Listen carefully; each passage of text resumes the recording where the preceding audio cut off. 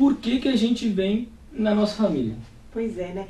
Esse é um bom objeto de estudo, porque na verdade todos nós estamos inseridos no meio familiar. Às vezes a gente pode não ter um pai ou uma mãe, porque alguém já pode ter dessomado, mas a gente teve que ter um óvulo, um espermatozoide para nós estarmos aqui. Então teve que ter essa união. E por que exatamente a gente ainda não tem muita noção? O fato é, ou que se a gente estudar e voltar a atenção para isso, é que nós vamos ter uma afinidade com essa família. Seja porque nós temos condições de assistir a nossa família, ou porque eles também têm condições de assistir a nós. Muitas vezes, e acontecem os dois aspectos, nós recebemos ajuda, mas também podemos ajudar. Talvez esse seja uma boa maneira de entender por que nós estamos inseridos nessa família. Provavelmente também pode ter uma conta corrente evolutiva, de que alguma coisa aconteceu no passado e nós estamos aqui inseridos hoje, ou para limpar isso, ou para melhorar.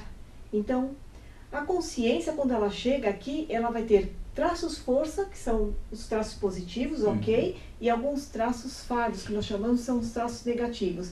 E que nós nascemos aqui para evoluir. Nós temos que diminuir esses traços fardos e aumentar esses nossos traços fortes. Quando eu consigo reconhecer em mim meus traços fortes, e ao eu conviver no meu meio familiar, eu posso utilizar meu traço força para poder ajudar o outro que tem um traço força, traço fardo, a melhorar. Fica claro isso? Sim. E com relação... Então não é por acaso que a gente vem nessa família. Nem um pouco por acaso. Então tem pessoas, aí você falando, eu comecei a lembrar que tem pessoas que a gente se dá bem na família e tem outras pessoas que a gente não se dá tão bem assim. Perfeito. Então isso explicaria mais ou menos, né? Muito comum, e às vezes as pessoas têm a tendência até de enxergar mais aqueles que não se dão bem, né? Porque aquilo que se dá bem, a pessoa costuma não valorizar muito. E esse é talvez o grande erro. Nós temos que valorizar para quem a gente se dá bem, sim, e é muito natural que até a gente chama assim, alguns nós vamos ter a empatia, outros nós vamos ter a antipatia, e alguns a situação vai ser neutra.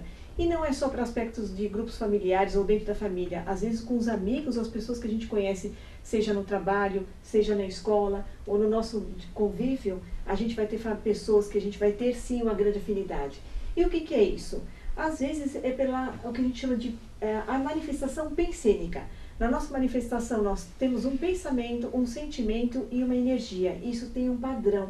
Esse padrão vai gerar afinidade. Algumas pessoas então nós vamos ter afinidade porque nós temos o mesmo padrão pensênico. Ele tem uma tendência a ser às vezes assistencial. Os interesses pela evolução são parecidos. Então é muito mais fácil e algumas vezes os nossos vínculos já são de outras vidas, nós já convivemos outras vezes, nós já tivemos afinidade, isso a gente reconhece.